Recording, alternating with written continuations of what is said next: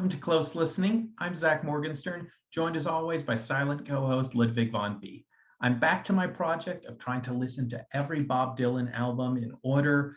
We'll see how that goes, but for now I'm good. Now I'm just on album number 3, The Times They Are A-Changin'. I would say this is the album that best represents Bob Dylan, the public figure, but perhaps least represents Bob Dylan, the person. Why? Because when we think of the notion of the 1960s countercultural protest singer, we see that guy with the acoustic guitar and the harmonica, we're basically thinking about Bob Dylan. However, Bob Dylan wasn't necessarily the most political person in the world. My sense of what was going on with him was basically he admired Woody Guthrie, and Woody Guthrie was a very political person. Woody Guthrie was a communist. Bob Dylan was sympathetic to left-wing causes. He had this important relationship with a woman named Sue Rotolo, who was a communist.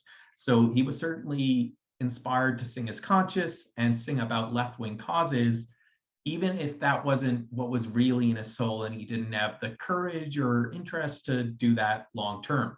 But he did come out with one album where he was very much Bob Dylan, the protest singer, and that's this album right here. It starts with track 1, one of his most famous songs, the title track, The Times They Are A-Changin'. He calls people to gather around and respond to the changing times. What's interesting about this song is there's arguably a kind of okay boomer thing going on with it, which he's saying, oh, parents, you don't understand your children, get out of the way if you can't adapt to the new order. But I believe what he said at the time is, look, I'm not actually making a statement about generational politics. I'm not saying old people are inherently reactionary. He was just sort of borrowing from previous verses, as folk musicians are known to do, that sort of reference, calling the young to action and calling the old to hope leave a hollow. Track number 2 is less exciting. It's called The Ballad of Hollis Brown. It's a Woody Guthrie inspired song about a farmer, albeit it has a bit of a cleaner sound than most Woody Guthrie recordings would have. Track number 3, With God on Our Side. This might be the real masterpiece on the album, even though it has less potential to be a hit than The Times They Are A-Changin', because it's so darn long. It opens iconically with, my name, it ain't nothing, my age, it is less. There's incredible patience in Dylan's delivery, a lot of subtlety, interesting texture in the guitar playing, where he'll open bits, moving his pick very quickly. It really comes across as like when Dylan is performing this one, he knows he has a good song, so he can afford to take his time and let the emotion build behind each verse. And basically what the song is, it's a history of America and American military policy, and how, Americans are raised to see their country as good, even though it has perpetuated all kinds of wars and violence through the years. And I think this is a message that resonates to this day, because I think most people know when they're being politically correct to say, America is problematic. America was founded on slavery and genocide. But, when it comes to solving international crises, so often liberal human rights types fall back on the question of, what can we do to save the world? Why are we not getting involved? Ignoring all the problems of, moral pitfalls within our own countries. We keep making the mistake of thinking God is on our side. And Dylan takes us through this point. He lays it out so painstakingly. That's why the song is so epic. Is it a perfect song? No. Some of the lyrics can feel a little sloppy, but the whole concept is a strong one. I was particularly affected by the line, the Germans now too have God on their side. And it's interesting, I'm Jewish, and I would never second guess the fact that Germany is a perfectly safe place for me to go to. The average German is surely a tolerant, inclusive person.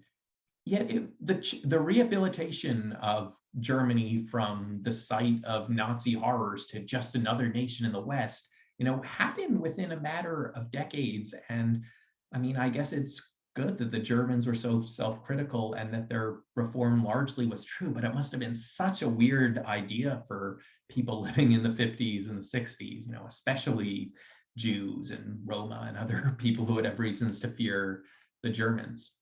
Track number 4 is called One Too Many Mornings.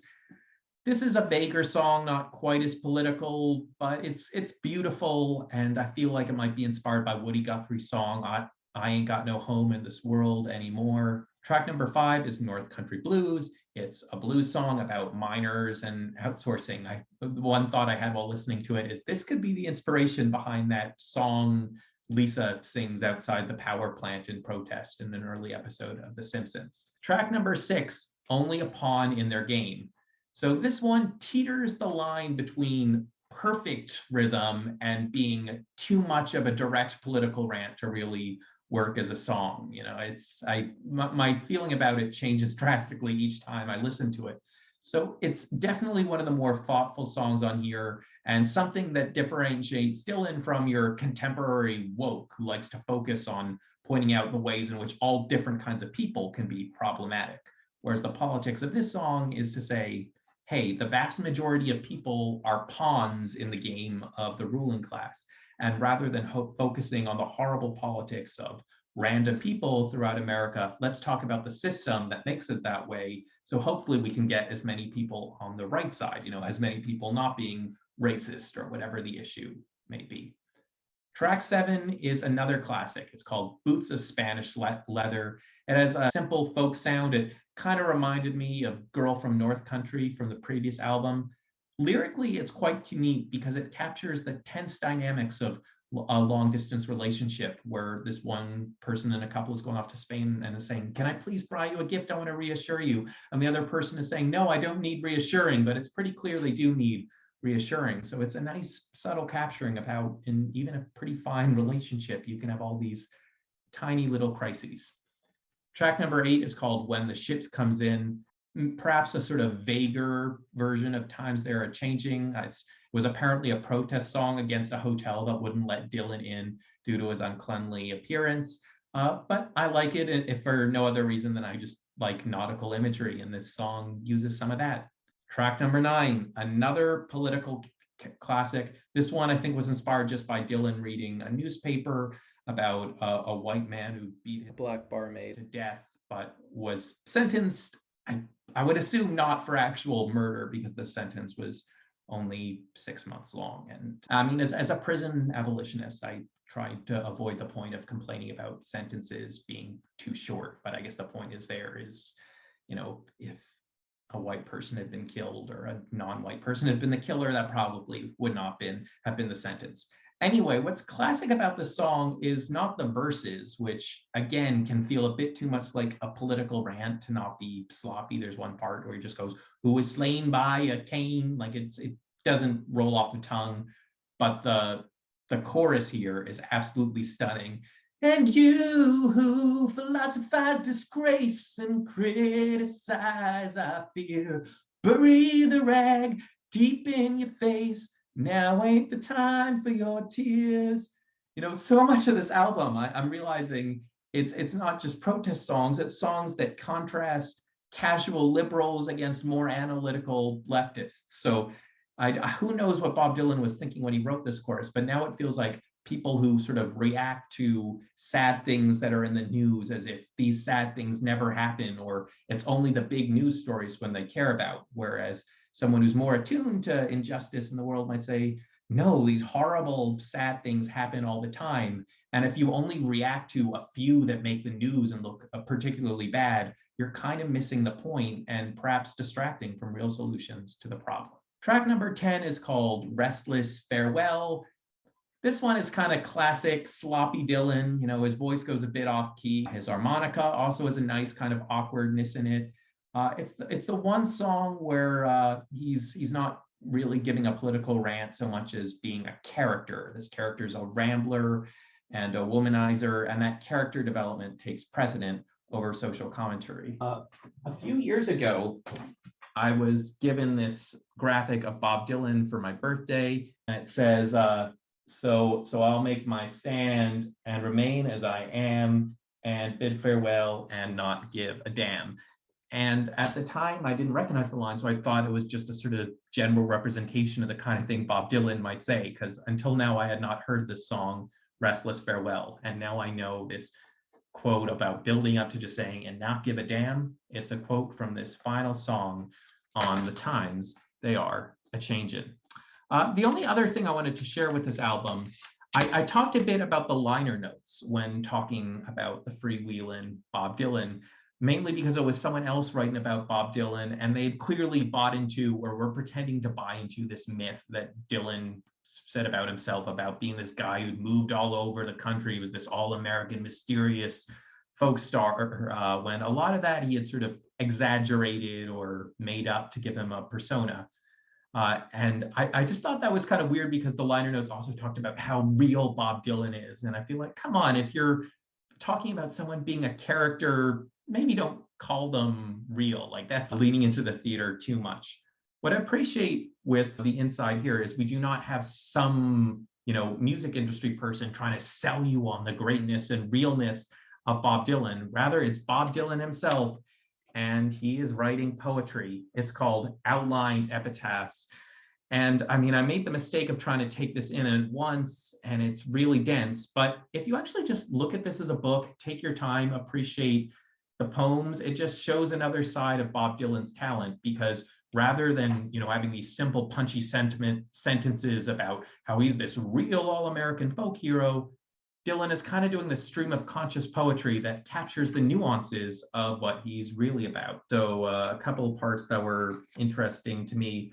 Woody Guthrie was my last idol. He was the last idol because he was the first idol I'd ever met that taught me face to face that men are men, shattered even himself as an idol, and that men have reasons for what they do and what they say.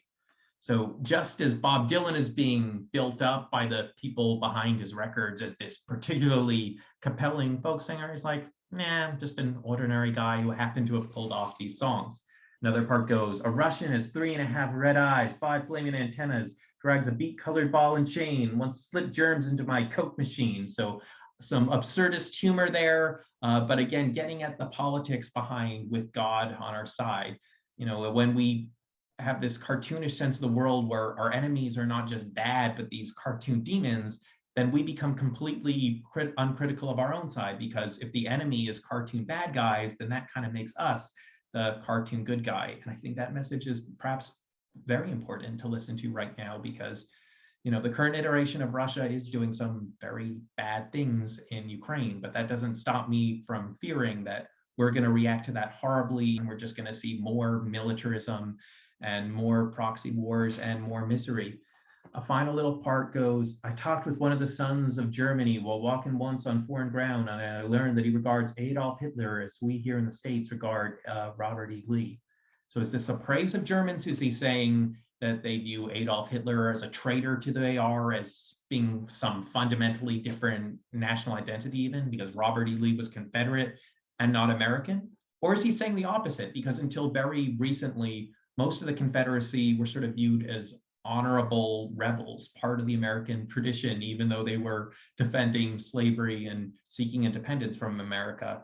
And Robert E. Lee in particular was held up as just an honorable soldier. He didn't really believe in the cause of the South. He was just a Virginia patriot. So is this a scary verse about how Germans still really look up to Hitler secretly? Or is it the opposite, saying that, no, Germans view Hitler as this traitor and we can afford to stop being afraid of the Germans? And maybe there was this goodness in that what the time was perhaps more of a scary foreign ethnic identity.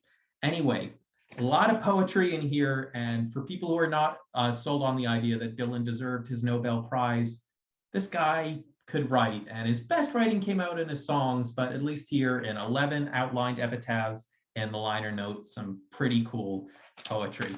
Anyway, let me know your thoughts on the times they are changing in the comments below, and I look forward to coming back soon with my commentary on another side of Bob Dylan. I'm Zach Morgenstern. This is Ludwig von B. See you next time.